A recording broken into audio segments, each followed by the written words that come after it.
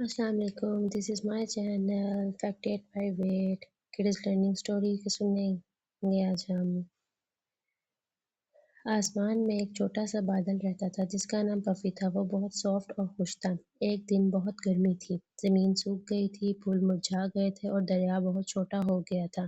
باقی بادلوں نے سوچا کہ ہمیں بارش کرنی چاہیے، لیکن پفی بہت ڈر چکا تھا کہ اگر میں بارش کر دوں گا تو پھر میں ختم ہو جاؤں گا، اسی لیے اس نے پانی کو روک لیا۔